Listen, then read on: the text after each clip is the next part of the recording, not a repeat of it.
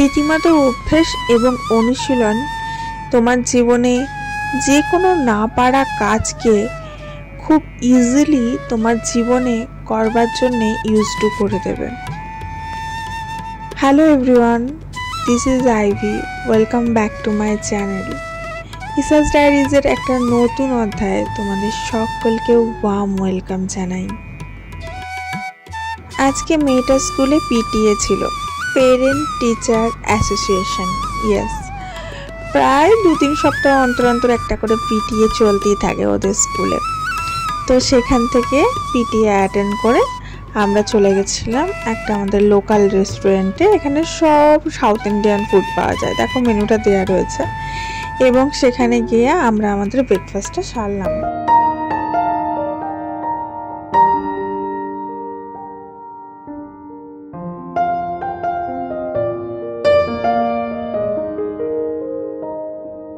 প্রথমেই আমরা অর্ডার করেছিলাম উত্থাপম। এই উত্থাপমটা হচ্ছে খানিকটা সুজির ছিলা বলতে পারো, ওরকম টাইপের জিনিস, কিন্তু খেতে হেভি টেস্টি লাগে আর খুব সহজে ডাইজেস্ট হয়ে যায়। আর যে এইদের টক ডালটা করে, সাম্বারটা করে, তার সাথে খেতে অসাধারণ লাগে।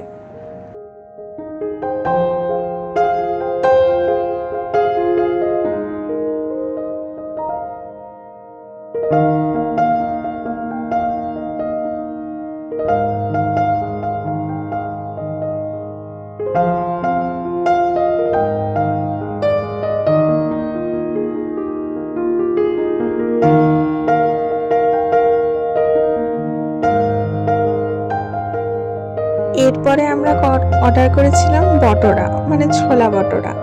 এটা আমার মেয়েও খেতে ভালোবাসে, আমিও খেতে ভালোবাসি। তো উত্থাপমটা আমার আর আমার হাজব্যান্ডের খুব ভালো লাগে খেতে, কিন্তু আমার মেয়ে একদমই খায় না। তোর জন্য বটরা অর্ডার করেছিলাম, কিন্তু এত গরম ছিল, জাস্ট আঙুল দিয়ে ফুটো করে ধোঁয়া বার করতে হচ্ছিল, কিছুতেই খেতে পারছিলাম না গরমটা নিয়ে। আর এই সময় কি হয়েছে বলতো, আমি মোবাইলটা রেখেছি, ক্যামেরাটা অন করতেই ভুলে গেছি। তো আমার মেয়ে বলছে, তুমি খাচ্ছ আর এদিকে ভিডিও করছো, এদিকে ক্যামেরাই অন করোনি, বোঝো ঠেলা। তার জন্য খুব হাসাহাসি করলাম আমি আর আমার মেয়ে।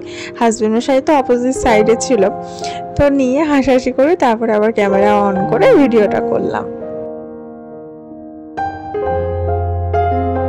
আমি আবার ভীষণ কাঁচা পেঁয়াজ খেতে ভালোবাসি যে কোনো জিনিসের সাথে। তো এখানে বটরা দিয়েছে, কাঁচা পেঁয়াজ খাচ্ছি।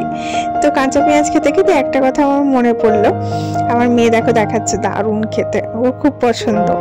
যাই হোক, তো কাঁচা পেঁয়াজ যে খায় তার কিছু লাগে না, কিন্তু তার অপোজিট পার্সন যে থাকে, যে তোমার কাছাকাছি রয়েছে, সে যদি কাঁচা পেঁয়াজ না খায় তার কিন্তু তোমার কাছ থেকে গন্ধ লাগবে। তার জন্য যে দুজন রয়েছে কাপল, উভয়কেই কাঁচা পেঁয়াজ খেতে হবে, না হলে কাউকেই খাওয়া যাবে না। যাই হোক, ঘরে চলে এসেছি। ঘরের থেকে বেরোবার সময় চালটা ভিজিয়ে গেছিলাম। তো ঘরে এসেই কি করলাম, ফার্স্টে হাত পা ধুয়ে ওই যে চাল ভেজানো জলটা দিয়ে আমি আমার স্কিনটাকে রিল্যাক্স করে নিচ্ছি। একটু সানবার্ন হয়ে থাকে, আসার পরে স্কিনটা খুব হাঁপিয়ে যায়, ক্লান্ত হয়ে যায়। তো এই যে চাল ধোয়া জলটা খুব ভালো টোনিং এর কাজ করে, ফেস টোনিং এর। তো ওটা দিয়ে মুখে ভালোভাবে নিয়ে এবার খানিকক্ষণ রেখে দেবো মুখটাতে। আর সেই সময় বাকি চালটা ধুয়ে ভাতটা বসিয়ে দেবো। আজকে ঘরে রান্না বান্না করতে হবে না, শাশুড়ি মা বলেছে সে সমস্ত তরকারি পাতি পাঠাবে, শুধু ভাতটা করে নিতে। তো ভাতটা বসিয়ে দিলাম এদিকে, আর ওদিকে শাশুড়ি মা যখন পাঠাবে তখন খাওয়া দাওয়া হয়ে যাবে। সেই ফাঁকে আমি ঘরের কিছু পেন্ডিং কাজ সেরে নেবো।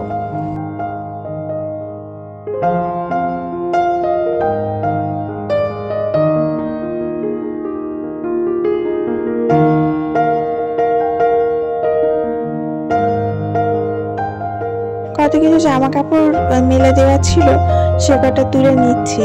তো ভিডিওর প্রথমে শুরুতেই তোমাদেরকে বলছিলাম যে কোনো কিছু জিনিস যদি তোমাকে করতে হয় লাইফে, যেটা তুমি করতে পারবে না, বা এটা ভাবো যে সে পাচ্ছে তার লাখের জন্যে, বা এটা ভাবো যে সে পাচ্ছে কারণ সে পারে আমি পারি না, বা এটা ভাবো যে সে পাচ্ছে কারণ তার অভ্যেস আছে আমার এটা অভ্যেস নেই। তো সেই সমস্ত কাজগুলো তুমিও করতে পারবে যদি তুমি নিজে চেষ্টা করো আর নিজে এটাকে হ্যাবিটে পরিণত করো। যে কোনো জিনিস যদি অভ্যাসে পরিণত করা করা যায়, তাই সেই জিনিসটা তুমি ইউজ টু হয়ে যাবে, সেই জিনিসটা তুমি ইজিলি করতে পারবে। কিন্তু যদি অভ্যাসটাকে তুমি চেঞ্জ করে দাও, বলো যে না আমি এটা অভ্যাসের মধ্যে করবো না, মাঝে সাঝে করবো বা করবো না, তখন আর তুমি সেটাকে করতে পারবে না।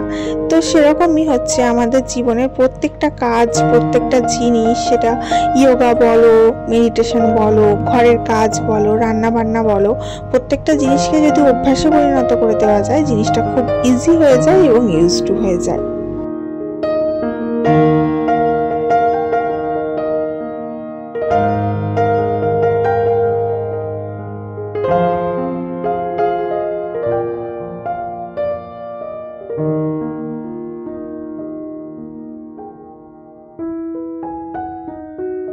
কোথাও বাইরে গেলে সেখান থেকে এসে আর কোনো কাজ করতে যেন মন চায় না, জানি না কেন, কারোর সাথে এটা হয় কিনা, আমার কিন্তু এটা খুব হয়। যদি আমি বাইরে ঘুরতেও যাই বা বেড়াতেও যাই, ঘরে এসে মনে হয় না রান্নাবান্না করি বা কোনো কাজ করি, খুব আলিশি লাগে।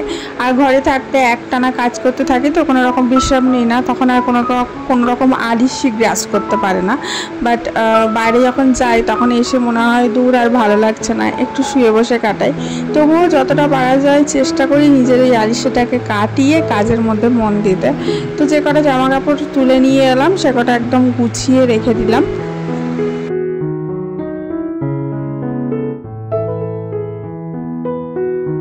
আগে আমি আলমারিতে জামা কাপড় রাখতাম, এখন একটু চেঞ্জ করেছি। এখানে শোকেসটাতে একটা তাকে আমি আর আমার মেয়ের জামা কাপড়গুলো রাখছি, আর একটা তাক ঠিক করেছি আমার হাজব্যান্ডের করে দেবো, ওটা এখন আলমারিতে আছে, চেঞ্জ করা হয়ে ওঠেনি। ওই একটার পর একটা কাজ থাকে, নিয়ে ভাবি আজ করব কাল করব, নিয়ে আর হয়ে ওঠে না। যাই হোক, দেখো কীরকম সুন্দর করে জামা কাপড়গুলো সব গুছিয়ে পাট পাট করে রেখে দিলাম। আমার ঘরে একজন এসেছিলো, নিয়ে বলছে তুমি সব রেগুলার জামা কাপড় এরকম পাট পাট করে গুছিয়ে রাখো? আমি বললাম হ্যাঁ সব গুছিয়ে রাখি, যখন প্রয়োজন হয় তখন সেটা বার করে নিই। এই যে চান করতে যাব তার জন্য ড্রেসটা বার করে নিলাম, আর সঙ্গে করে মেয়েরটাও বার করে নিই যে মেয়ে কোনটা পরবে চান করে এসে। চলো এখন ঘরগুলো একটু মুছে নিই। রেগুলার ক্লিনিং যেটা আমার হ্যাবিট, সেটা আমি মেনটেন করি প্রতিদিনই, কোনো দিনই চেঞ্জেস করার চেষ্টা করি না। আর জলের মধ্যে একটু করে ফিনাইল দিই, ফিনাইল ঠিক নয়, এটা গোনাইল যেটা পতঞ্জলি, সেটা ইউজ করি বরাবরই। তো এটাকে দিয়ে ঘরটাকে মুছবো।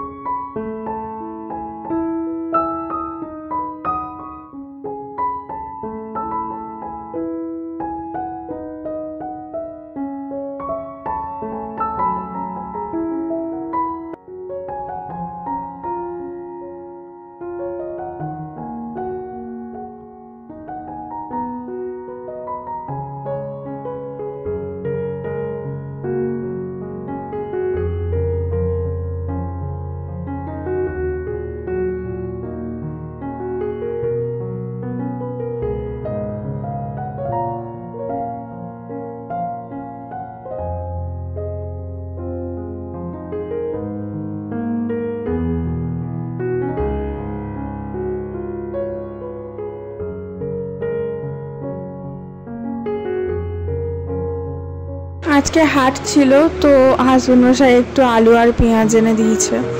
আজকাল সবজির এত দাম বেড়ে গেছে, সামান্য আলু ছাড়া তো মানুষ চলেই না। মানুষ কি খাবে? সবজি, ফল মূল এই সমস্ত ছেড়ে তো আলুই খায়। তো আলু পেঁয়াজের এত দাম যে সেটুকুও মানুষ খেতে পারছে না। জানি না ভবিষ্যৎ প্রজন্মের জন্য এটা কোথায় গিয়ে দাঁড়াবে। একটা সময় ছিল যখন 1 টাকা করে ডিম পাওয়া যেত, তখন কথা হতো যে হ্যাঁ একদিন ডিম 5 টাকা 10 টাকায় বিক্রি হবে। এখন সেই জমানাটা আমরা দেখছি, আর এখন আমরা ভাবছি যে ভবিষ্যতে হয়তো ডিম একটা ডিমই হয়তো 50 টাকা 100 টাকা করে বিক্রি হবে। সেই জমানাটা হয়তো আমাদের বাচ্চাদের দেখতে হবে। তো আর্থিক ব্যবস্থাটা এমন জায়গায় চলে গেছে যেখানে আর্নিংটা হাই লেভেলে না হলে কেউই ভালোভাবে লাইফ লিড করতে পারে না, ওই কোনো রকমে খেয়ে পড়ে বেঁচে থাকাই হয়ে যায়। তার জন্য প্রত্যেকটা ঘরেরই উচিত হাজব্যান্ড ওয়াইফ উভয়কে মিলে ইনকাম করা।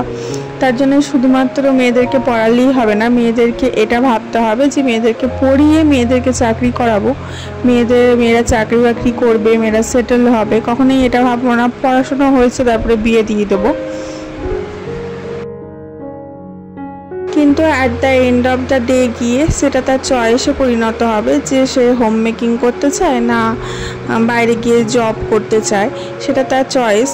অনেকেরই ইচ্ছা করে না বাইরে গিয়ে চাকরি করতে, তারা ঘরে থেকেই কিছু করতে চায়, বা অনেকেই ইচ্ছা করে হোম মেকিংটাই তারা ভালোবাসে।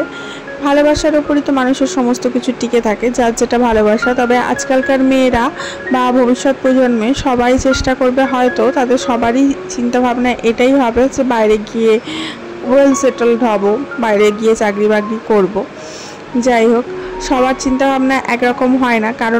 কারণটা হচ্ছে কারণ আমি হোম মেকিং করতে ভীষণ ভালোবাসি। আমিও চাকরি করতাম এককালে, বিয়ের পরেও চাকরি করেছি, বাচ্চা হওয়ার পরেও চাকরি করেছি, তারপরে একটা পোর্শনে গিয়ে চাকরিটা ছেড়ে দিয়েছি। কিন্তু তার জন্য আমার কোনো নিজের মধ্যে যে গিল্টি বোধ বা ডিপ্রেশন এই জিনিসগুলো আসেনি, কারণ জিনিসটা ভালোবাসার মধ্যে থাকে। এবার যদি তুমি ভালো না বাসো তখনই তোমার মনের মধ্যে ডিপ্রেশনটা ঢুকে আসবে। এবার যেটা ভালোবাসার মধ্যে থাকবে মানুষকে সেটাই করা উচিত। ভালোবাসা থেকেই ভালো থাকা তৈরি হয়, ভালোবেসে যে কাজটা করবে তাতেই তুমি ভালো থাকতে পারবে।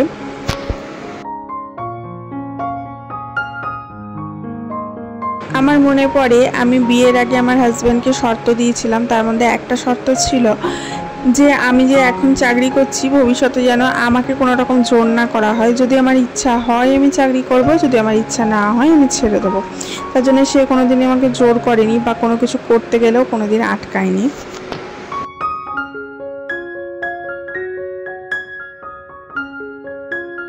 যাই হোক, আমার কাছে দূরে যেখান থেকে আমার ভিডিওটা দেখছো সকলের প্রতি একটাই অনুরোধ রইল, ভিডিওটা যদি কোনো জায়গায় কোনোক্ষণে একটুও ভালো লেগে থাকে তাহলে প্লিজ একটা লাইক অবশ্যই করো। আর তোমরা প্লিজ বন্ধুবান্ধবের সাথে ভিডিওটা একটু শেয়ার করে দিও। আর যারা এখনও পর্যন্ত আমার ফ্যামিলির মেম্বার হয়ে ওঠেনি তারা ঝটাফট নিচে থাকা রেড কালারের বাটনটা, যেটাতে সাবস্ক্রাইব লেখা আছে, ক্লিক করে আমার ফ্যামিলির একজন অ্যাক্টিভ সদস্য হয়ে যাও। আমরা চেষ্টা করব সবাই মিলে একসাথে হাসি খুশিভাবে প্রত্যেকটা সকাল শুরু করার। এবং আমি যেটা প্রতিদিন করে থাকি, এক কাপ চা হাতে নিয়ে আমার ব্লগটা দেখা শুরু করবে। আমার ব্লগটা দেখে তোমার মধ্যে অসম্ভব একটা এনার্জি এবং হ্যাপিনেস আসবে, এবং যার ফলে তোমার সারা দিনটা ভালো যাবে।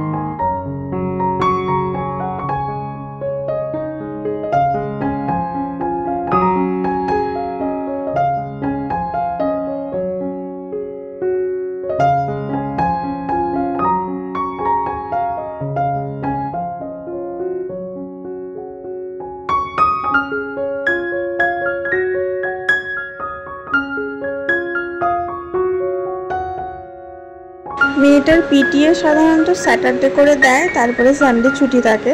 তো এবারে সানডে মন্ডে দুদিন ছুটি আছে, তো তার ভাবলাম হাতেই কাপড়গুলো কেচে নিই, কারণ ওয়াশিং মেশিনে তো একবার কাচা হয়েছে, পুরো ফাঁকা, ভরতে এখনও সময় লাগবে।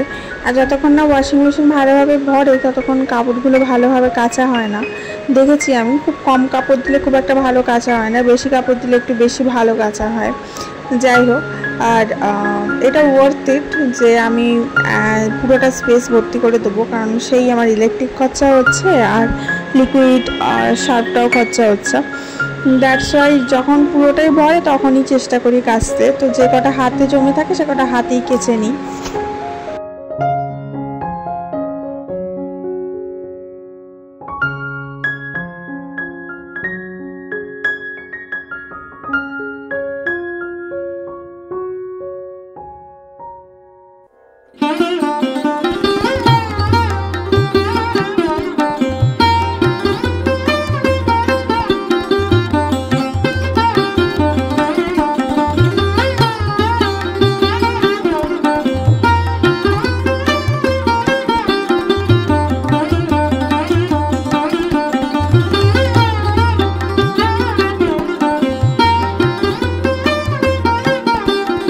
ফাইনালি ভাতটা হয়ে গেছে এবং কী কী আজকে পাঠিয়েছে শাশুড়ি মা, দেখো অনেক কিছু পাঠিয়েছে দেখছি।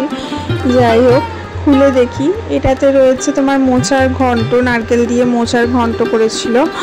আর এটাতে একটা ঢ্যাঁড়স, পটল, আলু এই সমস্ত দিয়ে কিছু একটা ঝালের মতো সবজি আছে।